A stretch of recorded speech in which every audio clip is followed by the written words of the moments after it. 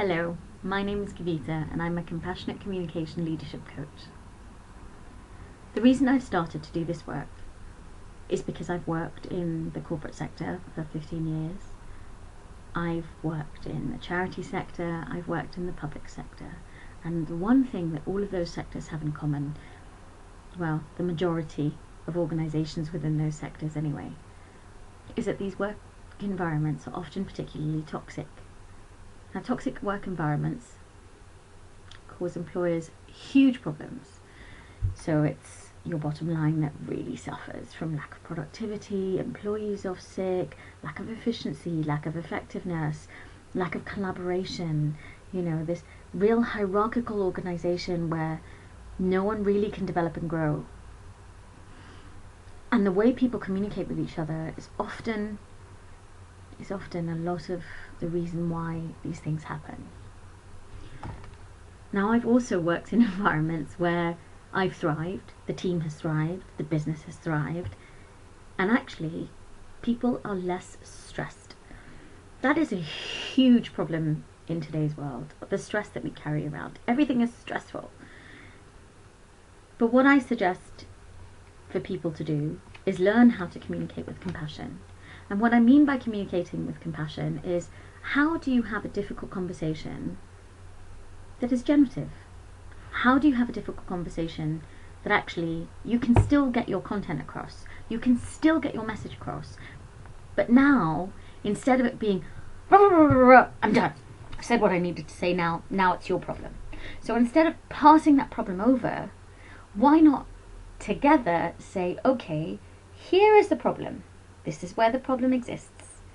This is you, this is me. How are we going to find a solution together?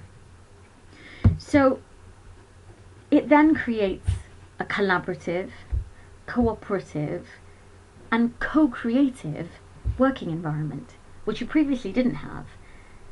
And what that allows you to have is an effective, efficient, and productive workforce.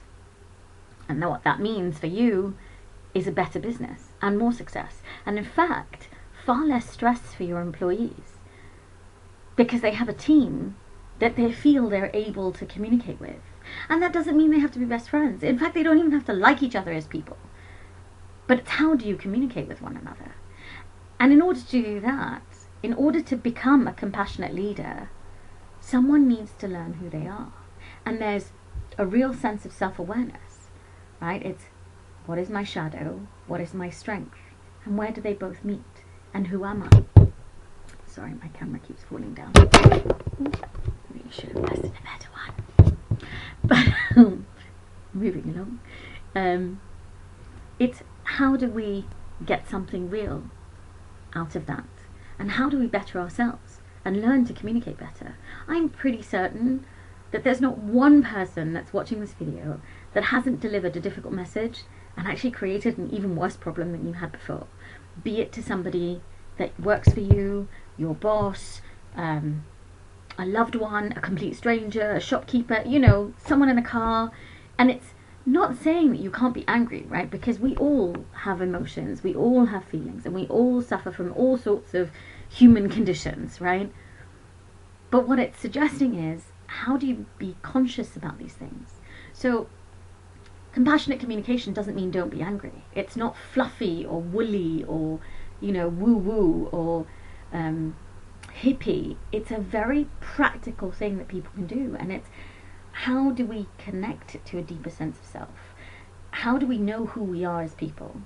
And how do we bring that into the world and create something better for everybody, and reduce the stress? So that's what I do. If you're interested, reach out and contact me. I think the contact details are below. I'm not sure. I'll check. I'll make sure they are. Anyway, that's what I do. That's my work. I work with business leaders, team leaders, even individuals that feel that they might have a bit of a stuckness or a problem. And really the only way to get a better team is to know yourself better and to really work through all the beliefs and emotions and negativity or baggage or whatever it may be. To even just look at a new paradigm, right? Just shift your perspective, look at things in a new way, and change your thinking. So that is ultimately what I do. And That's what compassionate leadership truly means.